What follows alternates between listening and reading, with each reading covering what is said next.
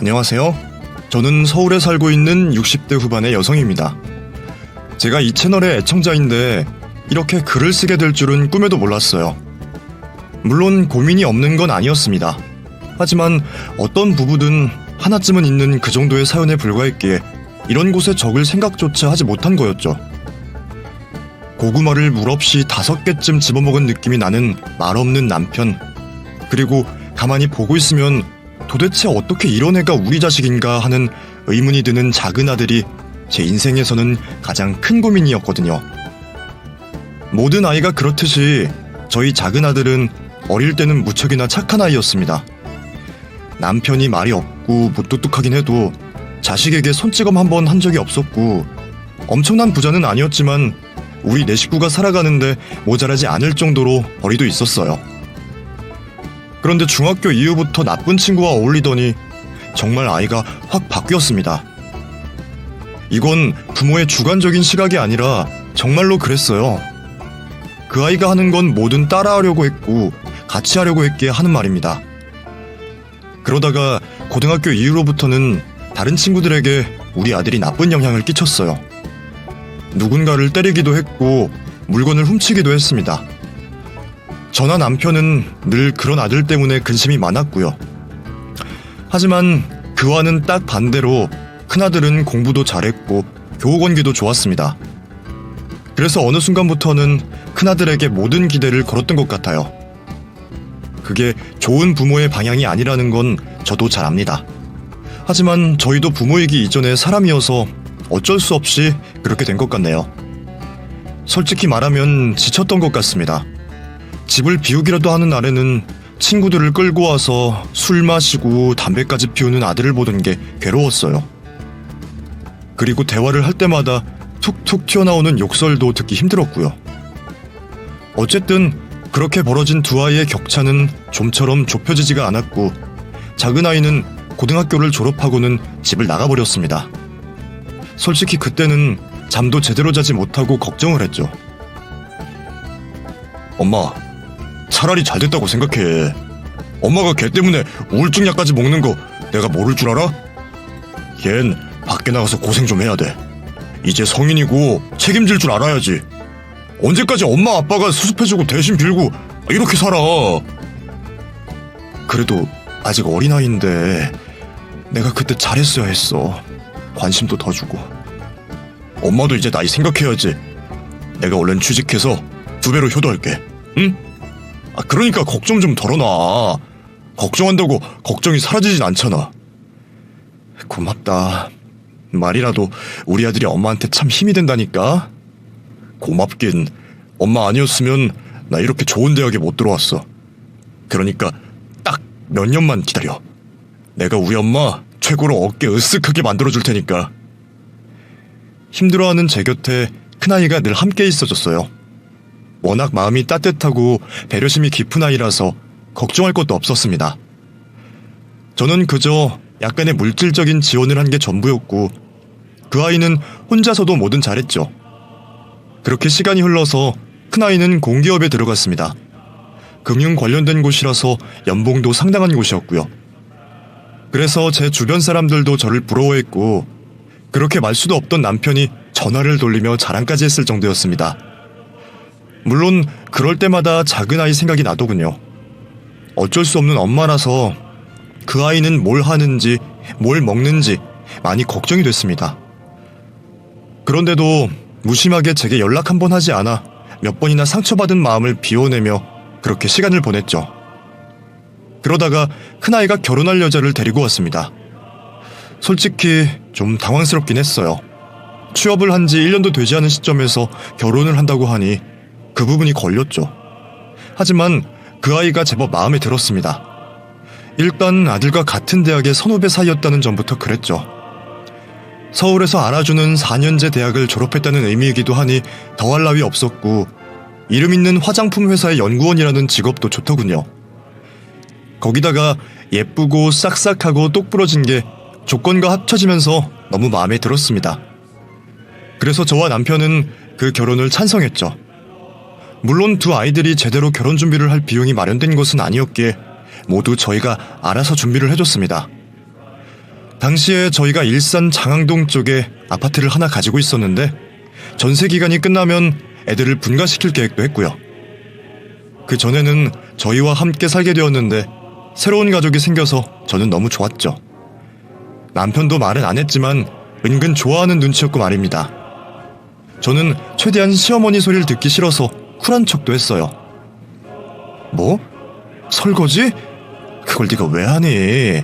일하고 들어와서 힘들 텐데 그냥 쉬어. 그래도 어머니, 제가 하는 게...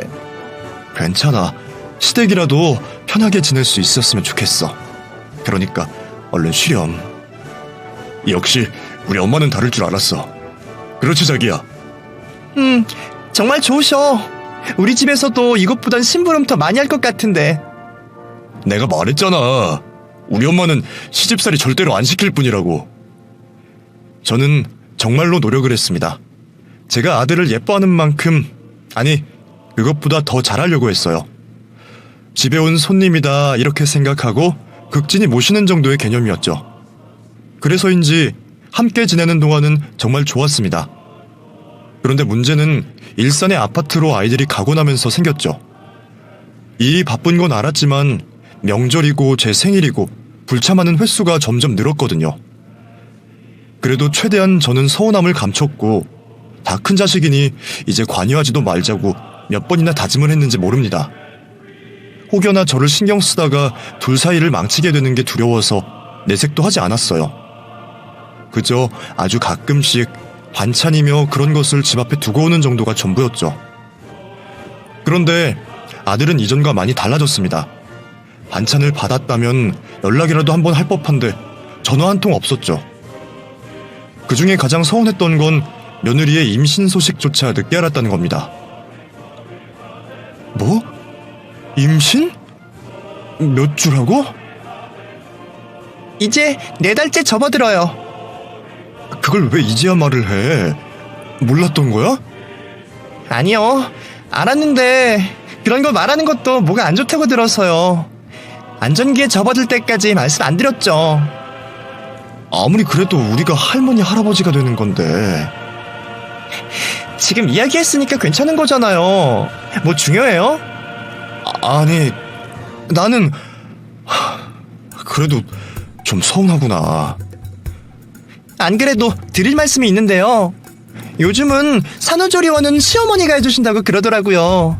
제 주변의 친구들은 핸드백도 받았다고 그러고. 산후조리원? 네, 해주실 거죠? 그야 그래. 산후조리가 중요하긴 하지. 내가 알아볼. 아니요, 제가 알아볼게요. 제대로 된 곳에서 받아야 되는데 어머님은 아무래도 그런 거 잘 못하실 것 같아서요. 제가 알아보고 계좌번호 드리면 되잖아요. 그리고 핸드백도 아무거나 사는 거 말고 제가 몇 개 집어드릴게요. 그게 서로가 편하잖아요? 괜히 마음에 들지 않는 거 선물 받으면 더 안 좋으니까. 그렇죠? 어? 그래. 그러자. 역시 우리 어머니는 다른 시어머니랑 다르다니까. 친구들한테 자랑할 수 있겠어요. 기분이 좀 묘했습니다. 그 말투며 표정이며 어딘지 저를 묘하게 깔보는 느낌이 가시지를 않았거든요. 그저 서운해서 제가 잘못 판단했다 그렇게 생각을 했지만 그때가 처음 그런 이질감을 느꼈던 때였던 건 확실합니다. 어쨌든 그래도 며느리를 위해 수백만 원이나 하는 산후조리까지 해줬고 명품 가방이라는 것도 사서 안겼죠. 원하는 게 있으면 직설적으로 말하는 걸 보면서 이전이랑 많이 다른 방향이 되었구나 하고 이해하려고 노력했고요. 그리고 무엇보다 제게 첫 손주가 생긴다는 게 너무 좋아서 더는 깊게 생각을 안 했습니다. 아들, 이번 명절은 참석을 하는 거지? 잘 모르겠는데? 그 사람한테 물어보려고. 꼭 물어봐야 알 수 있는 거니? 작년에도 그냥 넘어갔잖아. 너희 아버지 말은 안 하셔도 얼마나 서운하시겠어. 나도 그렇고 손자도 보고 싶은데. 그래도 사진 보내줬잖아요. 그것도 한 달이 넘었어. 사진 달라는 것도 눈치가 보여서. 엄마, 시집살이 본능이 나와? 요즘 그 사람 예민해. 우리 둘 다 잠도 잘 못 자고. 아이 키워보면 알잖아. 그니까 좀 서운해도 그냥 좀 넘어가고 그래. 어? 사진 본다고 뭐 달라져? 그냥 애가 몸이 약하니까 조금 조심스러운 부분도 있고 그래서 그래요. 그래, 어쩔 수 없지. 알았다. 제가 나쁜 건지 아니면 재석이 원래 정지 그릇만 한 건지 저 스스로도 제가 구분이 되진 않았습니다. 하지만 마음을 아무리 좋게 먹어도 계속 멀어지는 걸 보면서 뭔가 잘못됐다는 생각이 들었어요. 이유를 되짚어보려고 해도 도통 모르겠고 더 잘해주면 줄수록 멀어지는 게 마음의 상처로만 남았죠. 제가 태어났던 손자를 병원에서 보고 다시 본 게 생일이었으니 왕래가 어느 정도로 없었는지 충분히 짐작하실 수 있을 겁니다. 그러던 어느 날 제가 화장실에서 미끄러지며 꼬리뼈가 금이 가게 되었고 손목까지 부러지는 사고가 있었어요. 통증도 통증이지만 꼬리뼈 때문에 움직이는 것도 힘들어서 병원에서 2주 넘게 신세를 지게 되었죠. 그런데 아들이 딱 한 번 병원에 온 게 전부였고 며느리는 아예 전화 한 통도 없었습니다. 이 일로 확실히 알게 되었어요. 제가 아무리 잘해도 결국에는 멀어질 수밖에 없는 관계구나 하고 말이죠. 명절이나 내 생일은 몰라도 아빠 생신인데 너라도 뭐라고 했어야지. 또 안 온다고? 그게 설마 또 싫다고 그래? 아니 난 그러고 싶은데 뭐 생일 자체에 의미를 두질 않는 사람이라서 그래. 1년에 한 번 늘 돌아오는 생일이 뭐가 중요해. 그렇잖아. 나만 참석할게요. 응? 참 웃긴다. 그러면서 세아가 작년 생일에는 명품 지갑을 사달라고 나한테 그러지 않았니? 그러면서 생일 자체에 의미를 안 둔다고? 정말 해도 너무한다는 생각 들진 않아? 애초에 내가 며느리한테 뭘 시키길 했니? 돈을 달라고 아쉬운 소리를 했니? 걘 대체 왜 그래? 이유가 있을 거 아니야, 이유가? 제 남편이 만류하듯 제 손을 잡았지만 저도 더는 물러나지 않고 따졌습니다. 너 똑바로 말해. 뭐야? 손자 한번 보려면 이름 있는 그런 거 사서 가지 않으면 애초에 보여주지도 않고 자기 필요한 일 아니면 전화도 안 받고. 이게 벌써 2년이 다 되어간다. 우리 그동안 손자 안아본 게 5번이 되질 않아. 바쁘다 보면 그럴 수도 있죠. 뭘 그런 걸로 그래. 엄마 나이 들어서 그래? 나이 들면 뭐가 다 서운하고 그렇다고 하던데. 그래, 나이 들어서 그런다. 그러면 뭐가 달라지는데? 그냥 좀 넘어가자고요. 바쁜 일만 끝나면 내가 서울이랑 일산 거리가 멀기를 하니? 나도 참을 만큼 참았어. 나도 시어머니 이전에 며느리였으니까 시댁 좋은 거 아닌 거 알고 정부 치는 게 힘든 것도 알아서 그렇게 이해하고 참았다고. 그런데 우리가 너희한테 뭐 많은 걸 바랬어? 아니야 엄마. 진짜 바쁘기도 했고 그 사람도 아이 때문에. 똑바로 말 못해? 다른 이유가 있는 거잖아. 일도 쉬고 있으면서 바쁘다는 핑계도 한두 번이지 전화를 못 받을 정도야? 그게 핑계로 적당하다고 생각해? 너도 머리가 있고 입이 있어. 이 상황이 다르게 해석이 되면 어디 한번 짓거려 봐라.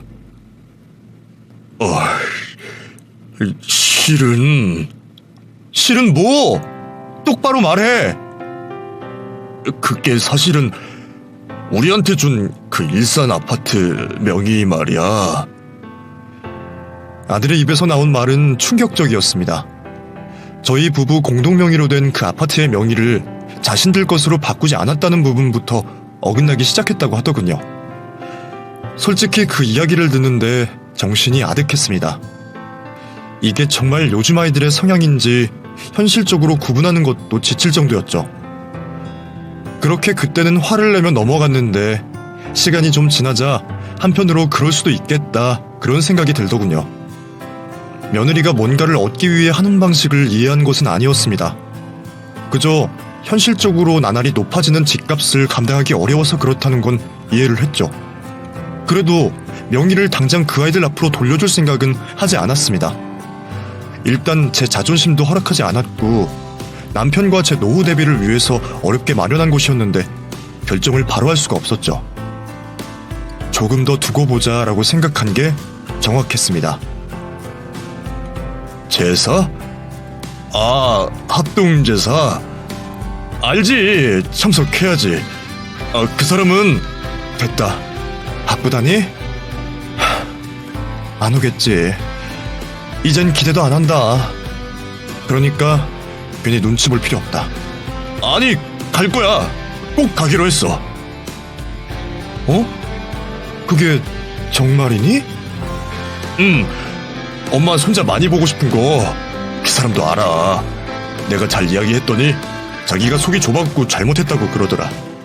그냥 임신하고 호르몬이 날뛰어서 그렇다고 모든 게 서운하고 그랬다면서 자기가 잘하겠다고 그랬어. 아, 그래? 그렇지. 임신하면 그럴 수도 있지. 우울증? 뭐 그런 게 온 모양이야. 엄마도 들어봤지? 산후 우울증. 그게 진짜 생각보다 엄청 무서운 질환이라고 그러더라고. 그러니까 엄마도 좀 예쁘게 봐줘. 그 사람 똑똑하고 예쁘다고 좋아했잖아. 그리고 까놓고 요즘에 그런 여자 없어. 엄마 시대랑 우리랑은 다르다고. 알지? 엄마랑 더는 감정 싸움하기 싫어. 나도 중간에서 괴롭고. 그야 뭐 역시 우리 엄마는 이해해줄 줄 알았어. 우리 늦지 않게 참석할 테니까 걱정 마세요. 그래 너무 급하게 차 몰고 그러지 말고 천천히 조심해서 와라. 알았어. 그 사람이 엄마 화풀린 거 알면 엄청 좋아할 거야.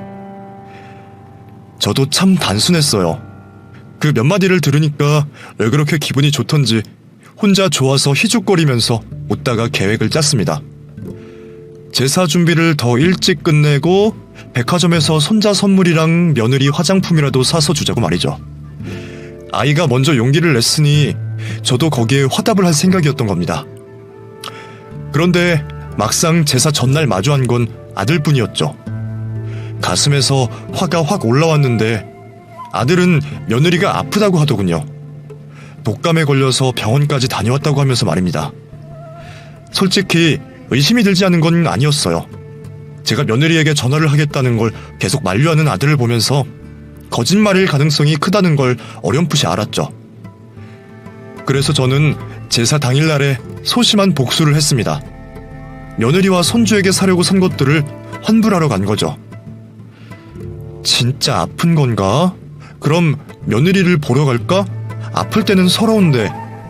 속으로 그런 생각들과 미운 마음이 한참을 싸웠습니다. 그렇게 환불하려다가 말고 돌아서 가려는데 누군가와 부딪혔고 그건 다름 아닌 며느리였어요. 심지어 머리끝부터 발끝까지 잘 꾸미고 어디 하나 아파 보이지 않는 그런 모습이었습니다. 여기를 네가 왜... 근데 너 아프다고 하지 않았니? 병원까지 갔을 정도라더니.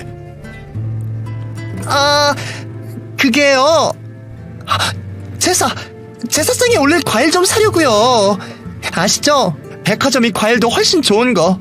와, 진짜 이렇게 들키게 될 줄은 몰랐어요. 서프라이즈 하려고 했는데 아픈 건 괜찮아졌고 그래서 마침 딱 여기 들려서 시댁으로 바로 가려고 했죠.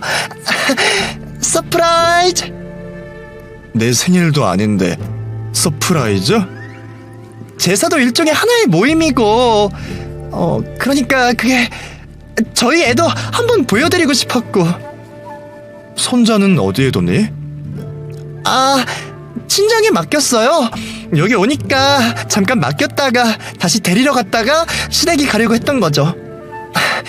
오해하시는 거 아니죠? 설마. 그래? 난 먼저 가보마. 넌 백화점에서 서프라이즈 많이 하렴. 화도 나지 않더군요. 기대하고 실망하고를 반복하다 보니 무뎌진 것일지도 모르지만 오히려 머리가 차가워지는 느낌만 들었습니다. 변명을 하는 며느리를 보고 있는 동안 제 마음의 문이 실제로 존재하는 것처럼 쾅 하고 닫힌 것 같았죠. 그렇게 저는 아들 내외와 거리를 두기 시작했습니다. 더는 음식도 만들어주지 않았고 선물도 보내지 않았으며 전화도 하지 않았죠.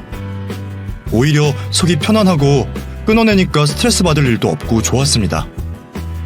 하지만 그 평화는 오래가지 않고 깨져버렸죠. 집을 나갔던 작은아이가 만삭의 몸을 한 여자를 데리고 들어오며 난리가 난 겁니다. 그 아이 기준으로 반평생을 넘게 속만 썩이다가 결국 폭탄까지 안고 들어온 것을 보고 저는 거의 뒤로 넘어갔어요. 소리도 지르고 때리고 등을 때렸죠. 엄마, 진짜 미안해. 나 정말 정신 차렸어. 이거를 하고도 이게 정신을 차린 거야? 미쳤지. 네가 미쳤어. 그냥 나가 죽지 그랬어. 나가! 나 예전이랑 정말 달라. 날 믿어줘. 믿긴 뭘 믿어. 새파랗게 어린 여자를 임신을 시키고 책임을 못 질 거면 나을 생각을 하지 말아야지. 이러고도 네가 사람이야? 내가 널 그렇게 키웠어? 결혼, 혼인신고했어. 나 책임지려고 하는 거야. 엄마, 아빠, 아이 낳을 동안만이라도 제발 도와주세요. 내가 기댈 곳이 여기뿐이야. 이 사람 몸도 약해서. 아들이 혼인신고를 했다던 그 아이는 나이도 어렸고 부모님도 계시지 않았습니다. 심지어 고등학교 중퇴, 즉 중졸이었고 공장에서 일을 하다가 만났다는 걸 듣고 속이 뒤집혔죠. 거기다가 인상도 어찌나 날카롭고 사납던지 저는 속으로 내가 며느리 복은 아예 없구나 하며 가슴을 쳤습니다. 돈을 요구하는 아들에게 저희 남편은 평생 하지 않았던 손찌검까지 했죠. 결국 저희가 타협한 것이 아이를 낳고 몸조리하는 동안까지만 저희 집에서 지내기로 한 거였습니다. 그런데 뭔가가 이상하더군요. 확실히 뭔가 달랐습니다. 아침밥? 이걸 네가 혼자서 차렸다는 거야? 네, 드세요. 엄마, 난 먼저 나갈게. 늦어서 빨리 가야 될 것 같아. 식사하세요. 그래 아들. 그래 먹자. 잘 먹을게. 말수는 저희 남편과 견줄 정도로 거의 없었고 싹싹하지도 않았지만 작은 며느리는 저희 부부에게 너무나 잘했어요. 단순히 식사를 챙겨주는 게 아니라 우리를 배려한다는 느낌이 들 정도였습니다. 이를테면 당뇨가 있는 저를 위해서 따로 건강식을 챙겨줬고 음식 솜씨까지 좋아서 아침은 일절 먹지 않던 남편까지 사로잡았죠. 무엇보다 놀라운 건 작은 아들의 변화였습니다. 일을 하고 있다는 말은 들었지만 그렇게 부지런히 할 줄은 상상도 못했어요. 솔직히 학교도 밥 먹듯이 빠지던 아이라서 그저 보여주기식이라고 생각했기 때문입니다. 그런데 한 달이 지나고 몇 달이 지나도 한 번을 늦게 일어나는 법 없이 출근을 했고 정확한 시간에 퇴근을 해서 일손까지 거들었죠. 저 역시 한두 번은 받기만 했는데 시간이 지날수록 그 아이들이 너무 예뻐서 손을 거들어 덮고 만삭의 며느리를 쉬게 하기 시작했네요. 할머니가 키워주셨구나. 그래서 이렇게 음식 솜씨가 좋은 거구나. 네, 어릴 때부터 음식은 해왔거든요. 할머니가 널 참 잘 키우신 것 같네. 일단 오늘은 이 과일 좀 먹고 들어가서 잠을 좀 자렴. 네, 근데요. 무슨 부탁할 거 있어? 혹시 돈이 떨어진 거야? 그게 아니라 혹시 괜찮으시면 저랑 산책 같이 안 가실래요? 산책? 그렇지. 그래, 운동도 중요하지. 그래, 나가자. 그게 뭐라고 저는 울컥하는 마음을 진정하고 함께 산책길에 나섰어요. 어딘가에 가자, 함께 하자라는 소리를 들은 게 얼마만인지 그걸로 저는 눈시울이 붉어졌죠. 두 아들이 있었지만 평생을 제게 어딜 가자는 말을 하지 않았고 말없는 남편은 당연히 노네였습니다. 그저 말없이 저희는 걷고 공원 근처의 커피숍에서 과일 주스 한 잔을 먹고 돌아왔어요. 저는 그때 한참을 말없이 있다가 제게 함께 나와주셔서 고맙다며 꼭 엄마 같아서 좋다고 하는 며느리의 그 말에 결국 눈물을 터뜨렸습니다. 그 뒤로는 쭉 그저 좋은 일만 생겼어요. 예쁜 손녀가 태어났고 제가 손수 산후조리를 자청해서 맡았습니다. 설거지는 안 된다고 했지. 더운 물도 닿으면 안 되는데 지금은. 그래도 나중에 나이 들면 그게 다 병이 되는 거야. 지금은 어려서 모르는 거고 들어가서 누워있으면 내가 너 좋아하는 생강차 가져다 주마. 그래도 제가 너무 불안해서요. 제가 어떻게 어머니를 일을 시켜요. 너 나한테 꼭 엄마 같아서 좋다며. 그럼 딸이다 생각하고 그러면 되지. 물론 시자 들어가는 사람이라 어렵긴 하겠지만 내가 좋다니까. 내가 좋아서 이러는데 좀 넘어가면 어때서? 그참에 넌 그냥 좀 쉬어. 살도 더 찌우고. 응? 하지만 아니고 네 어머님 이렇게 말하는 거야. 알았니? 네, 알겠습니다. 감사해요, 어머님. 그리고 어느덧 산후조리가 끝나면 나가라는 이야기는 더 이상 꺼내지 않았죠. 일종의 금기어처럼 그 누구도 입에 올리지 않았고요. 대신 저는 며느리에게 이것저것 다 해줬습니다. 큰며느리가 늘 노래를 부르던 명품 가방도 사줬고 예쁜 옷도 사줬죠. 그런데 더 웃긴 건 남편이었어요.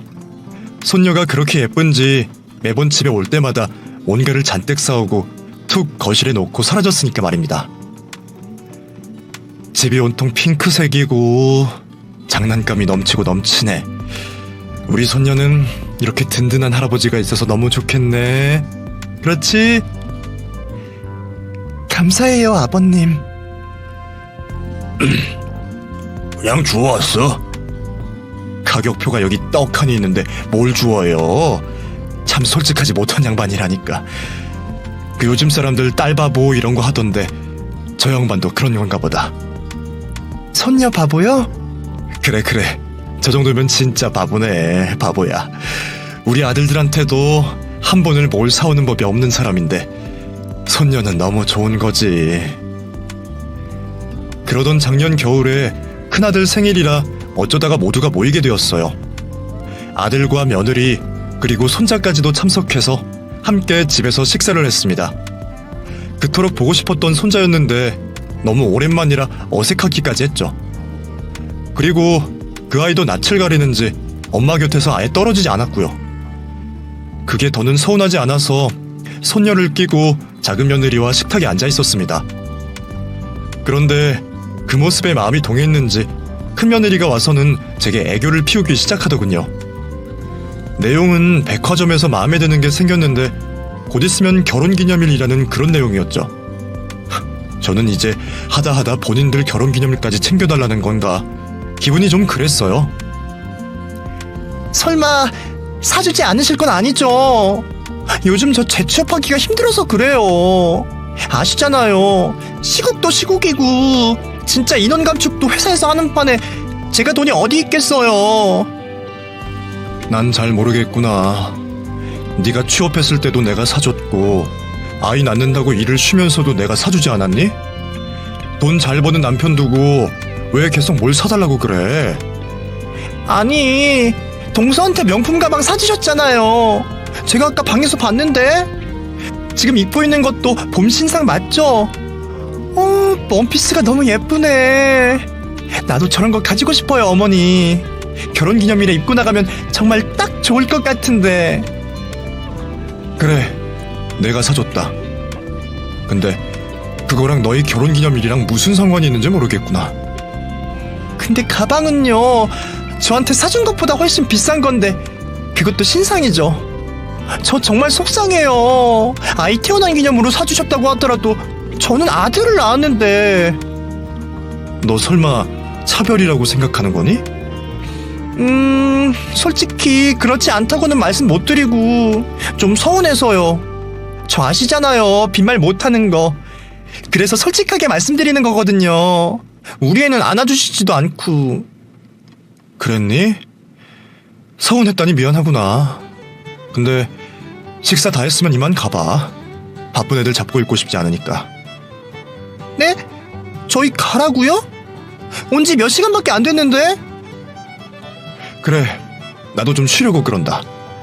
그리고 너희 예전부터 밥 먹고 바로 갔잖아. 늘 그래왔던 것처럼 가는 건데 놀랄 일도 아니지. 무엇보다 음식 준비한다고 고생한 작은 애도 좀 쉬어야 하고. 그날 큰아들에게 연락 와서는 난리가 났습니다. 차별을 한다고 집에 가서 울고불고한 모양이더라고요. 그래도 저는 신경 쓰지 않았습니다. 그랬더니 작전을 바꿔서 주말마다 저희 집을 계속 들락거리기 시작했죠. 그렇다고 큰며느리가 달라진 건 아니었습니다. 그저 싫다고 엄마에게 달라붙어 있던 손자를 억지로 저희 집에 놓고 가는 게 전부였으니까요. 그래도 그것도 노력이라고 보고 저는 서운한 마음은 비워냈습니다. 그 이후로는 이전처럼 반찬도 가끔 가져다주고 안부 전화도 했고요. 무엇보다 큰아이 자식인데 손자가 왜 예쁘지 않겠습니까? 하지만 그 아이가 매번 저희 집에서 울면서 집에 가겠다고 고집을 피우니 솔직히 조금 지치긴 했어요. 밥을 먹다가 반찬이 마음에 들지 않으면 손가락을 던지기도 했고 어디서 배운 건지 나쁜 말을 하기도 했습니다. 하루는 정말 너무 힘들어서 멍하니 허공을 보고 있었죠. 엄마, 오늘은 내가 애들 봐줄 테니까 나가서 바람이나 쐬는 건 어때? 그래요, 어머니.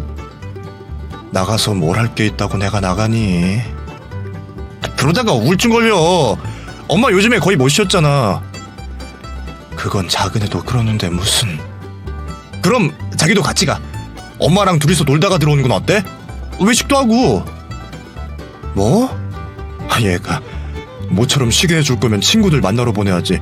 나랑 왜 시간을 보내? 전 좋은데요? 뭐? 아니야, 됐다. 친구들이나 만나고 와. 아님 모처럼 부부끼리 둘이 나가든가. 난 괜찮아. 밖에 나가는 거 번잡스럽고 싫다. 어머니, 영화 보러 안 가실래요? 영화요. 저 보고 싶은 게 있는데. 그래, 엄마. 이 사람 엄마랑 있는 거 좋아해. 그니까 못 이기는 척 쉬고 와. 응? 어?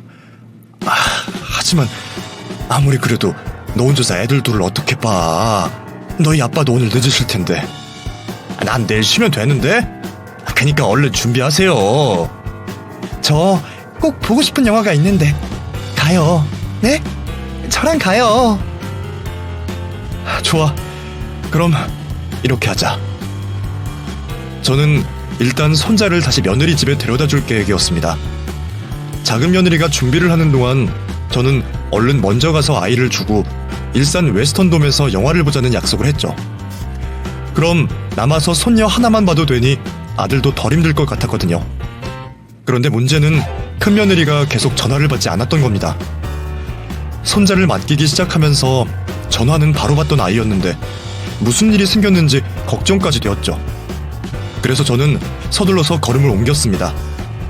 그런데 한 400m 떨어진 곳에서 뭔가를 이고지고 걷는 며느리를 발견했고 천천히 뒤를 따랐어요. 들고 있는 것은 제가 얼마 전에 준 반찬통처럼 보였죠. 근데 아파트 음식물 쓰레기 처리하는 곳에 우뚝 서더니 제가 준 반찬들을 모두 탈탈 털어버리기 시작했습니다. 저는 너무 놀라서 제 눈을 의심했어요. 그런데 며느리와 거의 함께 내려온 남자가 그 통을 자연스럽게 받아들었습니다. 단순히 입주민인 줄 알았는데 둘은 서로의 눈을 마주보며 웃었고 심지어 손깍지까지 끼더군요. 저는 그 상황이 이해되지 않아서 어버버 하고 있는데 손자가 엄마 하고 뛰어가면서 며느리와 눈이 마주쳤고 그 다음으로는 곁에 있던 남자와도 정면으로 마주했죠. 어머님이 어떤 일로 이렇게... 며느리는 잡고 있던 손을 놓으면서 어색하게 웃었습니다. 이분은... 그러니까 저희 사촌 오빠 미국에서 있었는데 최근에 한국에 들어와서 아시죠? 미국 사람들이 원래 조금 프리하고 그렇잖아요. 그러자 남자가 고개를 숙였다가 천연덕스럽게 인사를 건넸죠. 저기... 너... 나 모르니? 네? 저를 아세요? 저를 아신다고요? 우리 아들 친구... 너 맞지? 예전에 우리 집에서 담배도 피우고 떡볶이 먹던... 그 말과 동시에 그 남자는 제 얼굴을 한참을 보다가 혼비백산하면서 그 자리에서 뛰어나갔고 며느리는 그 상황에도 계속 이런저런 변명과 핑계를 늘어놨습니다. 왜 저러는지 참 흔한 얼굴이라 어머님이 착각 그런 거 하셨던 것 같아요. 그렇죠? 급한 일이 있다고 아까 그러긴 하던데 그것 때문인가? 참 당황스럽네요. 제가 사촌 오빠라고? 너보다 어린데? 쟤 작은 아들 친구야. 내가 다른 애는 몰라도 저 녀석은 분명히 기억하고. 솔직하게 말하는 게 어떠니? 그니까 오빠의 동생이요. 아까 제가 좀 성명을 잘랐어요. 저희 사촌 오빠의 동생? 그럼 사촌 동생이지 사촌 오빠니? 세아가, 너 정말 뻔뻔하구나. 너 바람 피우니? 제가요? 어머님, 무슨 말을 그렇게 하세요? 그럼 왜 손은 잡고 있어? 왜 눈을 그렇게 마주치고 사촌 오빠라고 거짓말을 해? 아니라고요. 왜 사람을 그런 식으로 매도하시려는 건데요? 혹시 제가 마음에 안 들어서 그런 거 아니고요? 요즘 계속 저한테 차갑게 구셨죠? 아, 이래서 시집살이라는 게 참... 너 말 다 했어? 내가 너한테 뭘 시켰니? 뭘 바란 게 있어? 이렇게 불쑥 남의 집에 찾아오는 것도 저한테는 스트레스거든요? 전화해도 안 받은 게 너였고, 너야말로 앞으로 손자 데리고 우리 집에 오지 마라. 안 가요. 그리고 괜히 오해하신 일로 저희 남편한테 이러고 그런 거 안 하시는 거죠? 그건 내가 직접 알아봐야겠지. 넌 어차피 대답 안 할 거잖아. 사촌 오빠에 대해서. 어머니, 정말 저희 부부한테 악감정 있으세요? 좋아요. 솔직하게 말해서 우리 그냥 친구예요. 됐어요? 너무 친해서 오해하실까봐 저는 나름대로 걱정을 해서. 됐다. 너는 듣고 싶지 않구나. 그리고 너 내가 해준 반찬도 버렸지. 그래요. 그건 버렸어요. 안 먹는다고 말을 해도 가져다 주니까 억지로 받았고요. 뭐? 아들은 먹을 텐데 왜? 저 다이어트 중이니까요. 제 앞에서 음식 먹는 거 보는 것도 고역이라고요. 됐어요? 너 정말 애가 못됐구나. 자기 맘에 안 들면 못된 거고 사근사근 말 잘 들으면 착하고. 그러니까 우리나라가 발전이 없는 겁니다. 출산율이 왜 떨어지겠어요? 시집살이에 착한 며느리병 걸려서 골병 들어 그런 거죠. 그래서 저는 그냥 솔직하게 있는 그대로 표현한 거고요. 저 한 점 부끄럼도 없어요. 오냐, 어디 부끄러움이 있는지 없는지 두고 보자. 아, 네. 마음대로 하세요. 진짜 억울해요, 저. 저는 결국 아들을 시켜서 그 친구를 데리고 오라고 했습니다. 다행히 제 아들과 연락이 닿는 친구 중 하나가 소재를 파악하고 있어서 어렵진 않았어요. 그리고는 아들 내외도 불렀죠. 직접 대면해서 똑바로 진실을 말하라고 추궁하기 시작했습니다. 그러자 작은 아이의 친구는 불륜관계라는 걸 순순히 자백했죠. 그런데 일이 꼬여도 단단히 꼬였더군요. 그 사이에 며느리가 큰아들에게 뭐라고 말을 했는지 이 모든 게 작은아들의 계획이며 재산을 상속받으려고 일부러 누명을 씌웠다는 말까지 했습니다. 하필이면 불륜 상대가 작은아들의 친구였기에 그런 식으로 몰아가는 게 가능했던 거였어요. 너 엄마 말을 믿지 않겠다는 거야? 난 둘이 손잡고 있는 것도 봤다. 엄마, 말이 되는 소리를 해. 진짜 엄마 혹시 질투해? 나랑 이 사람 그렇게 갈라놓고 싶어? 아니, 애초에 급이 되는 인간을 데리고 오던가 어디서 배달이나 하는 양아치를. 그러자 불륜을 저지른 아들 친구가 발끈하더니 오히려 나서서 불륜 증거들을 내밀었죠. 이건 충분히 포토샵으로도 만들 수 있고 전화번호는 나도 있어. 조작되는 거 다 알고 이 양아치야. 우리 아내는 당신 같은 사람 수준 차이 나서 못 만나. 알긴 해? 양아치? 야, 너보다 나 좋다고 날렸어. 알지도 못하니. 당신 보고 돈 잘 버는 기계라고 한 게 전우나야. 물려받을 시댁 재산 있겠다. 호구 같은 시어머니 있겠다. 평생 일 안 하고 이렇게 연애나 하면서 살겠다고 했잖아. 그런데 뭐? 나더러 조작을 했다고? 그런 기술이 있으면 내가 왜 이러고 사냐? 순간 아들이 흔들리자 큰 며느리가 남편의 눈을 보면서 말했습니다. 내가 말했잖아. 애초에 저렇게 말 맞췄을 거라고. 생각해봐, 자기야. 늘 당신이 첫 번째였던 어머님이 언제부터 달라졌는지. 이게 다 계획이 있어서 접근한 거야. 저것들이 아주 머리를 잘 썼다고. 당신도 알잖아. 내가 얼마나 능력 학벌을 따지는지. 우린 애초에 근본이 다르다고. 중졸에 중퇴하는 저런 것들처럼 천박하지 않아. 형님, 무슨 말씀을 그렇게 하세요? 내가 틀린 말 했어? 어디서 근본 없는 게 굴러 들어와서 이간질을 해? 우리 너희 식구 아니었으면 잘 지냈어. 너무 좋았다고. 근데 그걸 망치기 시작한 게 너야. 너라고. 형수님, 그렇게 말씀하시는 건 좀 아니죠. 저희가 왜 그런 짓을 합니까? 에? 어디서 큰 소리를 내? 넌 위아래도 없어? 내가 형으로 보이긴 하냐? 아니지. 애초에 너가 변했다는 말 자체가 잘못된 거야. 너 정말 연기 기가 막히게 잘한다. 그렇게 부모님 재산이 탐이 났어? 우리 아파트라도 빼앗고 싶어서? 그래? 그런 거야? 이때 짝 하는 큰 소리와 함께 큰아들이 뒤로 넘어졌고 거기에는 저희 남편이 서 있었죠. 여보! 아빠가 날 때린다고? 그래, 내가 때렸다.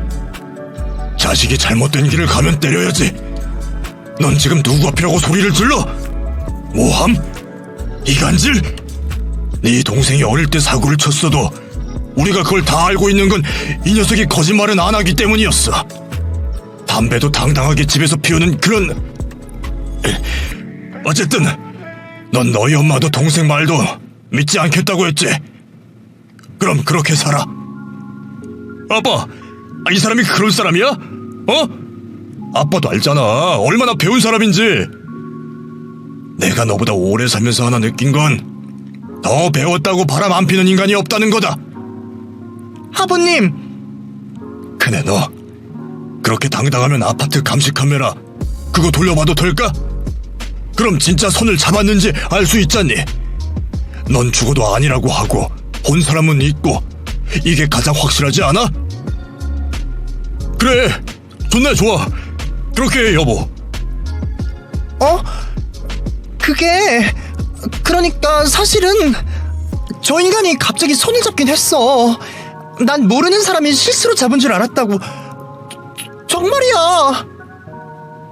여보? 내 말 믿지? 진짜야. 그때 동생 친구가 픽 하고 웃더니만 말하더군요. 그거 CCTV 볼 거면 한 달 전부 다 보세요. 그럼 매번 제가 비슷한 시간에 그쪽 아내분 손을 실수로 잡는 장면이 나올 테니까. 어찌나 실수를 연발하는지. 그리고 음식물 쓰레기 버리러 올 때마다 그런 실수를 저질렀네요. 그것도 매번 매일. 야, 이 양아치가 미쳤어? 애들끼리 치고박으며 싸움이 시작되었습니다. 아들 친구는 제 큰아이와 멱살을 잡고 흔들었고 작은 아들이 그 싸움을 말렸죠. 큰며느리는 한쪽에서 억울하다고 목을 길게 빼고 울었고 작은 애는 바닥만 보고 한숨을 쉬었습니다. 저는 잠시 그 상황을 방관하다가 이내 차분하게 생각하고 거실 중간에 섰어요. 그러자 아이들의 싸움이 뚝 멈췄죠. 너희들이 진실을 알든 말든 난 이제 신경 안 쓸 거야. 하지만 한 달 안에 집 구해서 우리 집에서 나갔으면 좋겠다. 그래, 얼른 나가. 엄마, 잘 생각하셨어요. 사람 절대 안 변해. 역시 어머님은 제 말을 믿는 거죠? 정말 저 억울해요. 제가 왜 불륜을 해요? 뭐가 부족해서. 동서, 이번 일은 나 가만히 있지 않을 거야. 저희 정말 나가라고요? 엄마! 아니, 작은애 말고 큰애, 너희 말이야. 일산의 그 아파트, 거긴 우리 집 아닌 줄 아니? 엄마! 어머니! 두 말 안 할 테니 얼른 집 알아봐라. 버티잖아? 그럼 문을 부셔버릴 거야. 저는 강력하게 나갔습니다. 뒤늦게 아들이 큰며느리의 불륜이 사실이었다는 걸 밝히면서 제게 사정을 했지만 소용이 없었어요. 엄마, 적어도 아파트만은 우리 줘. 어? 이사를 어디로 가라는 거야? 당장 전세금 마련할 돈 없다고. 그 사람 사치해. 나 지금 그럴 형편도 되지 않는다고. 그럼 엄마 아들 길바닥에 나 앉아? 그래야겠어? 내가 이혼을 하면 우리 애는 어쩌라고, 어? 너 예전에 작은 아이 집 나갔을 때 그런 말 했지. 밖에 나가서 고생 좀 해야 한다고. 이제 성인이고 책임질 줄 알아야 한다고. 언제까지 엄마 아빠가 수습해주고 대신 빌고 이렇게 사냐고 그랬었어. 그 말 지금 너한테 돌려주마. 엄마! 우리 애도 있어. 엄마한테는 손자야. 아직 어리잖아. 네가 그 아이 불륜까지 감싸고 함께 살아가겠다니 한 말이다. 그것도 네 책임이야. 너한테 이혼해라 마라 그런 거 강요할 생각 없다. 어차피 그거 중간에서 종용해봤자 잘 되면 자기 탓이고 못 되면 다 부모 탓할 거 아니야. 그러니 넌 너대로 난 나대로 이렇게 살자. 엄마! 아빠도 뭐라고 말 좀 해요. 엄마 말 틀린 거 없다. 나가. 정말 현관문 뜯어진 채로 살 거 아니라면. 진짜 다들 너무들 하네. 언제는 이 집안이 기대주라며 나한테 어쩜 이래. 이게 다 저 녀석 들어오고 나서부터라는 건 맞아. 난 내 동생이 정신 차렸다는 거 절대로 안 믿어요. 두고 봐요. 언젠가 엄마 아빠 재산만 들고 도망칠 테니까. 그때 작은 아들이 나서서 말했습니다. 뭐 눈에는 뭐만 보이는 거 아니야? 머리 좋고 똑똑하고 돈 잘 벌면 뭐해? 형은 엄마 아빠한테 생활비 얼마라도 드린 적 있어? 뭐? 이게... 없지? 늘 당연하게 가져가기만 했으니 형도 몰랐겠지. 정신 똑바로 차리고 살아. 야! 다행히 현관문을 뜯어내는 정도까지 가진 않았지만 결국에는 아들 내외를 내보냈습니다. 그리고 한사코 싫다고 하는 작은 아들 내외를 거기로 들였죠. 혹시나 몸이 멀어지면 마음에서도 멀어질까 잠깐 겁은 났지만 그래도 한번 겪어서 그런지 덤덤하게 받아들이기로 했습니다. 그런데 그 애들은 그러지 않더군요. 매달 꼬박꼬박 월세를 보냈고 매주 저희를 찾아와서 함께 있다가 갔죠. 그 아이들이 예쁘게 사는 것만 봐도 배가 부를 정도였습니다.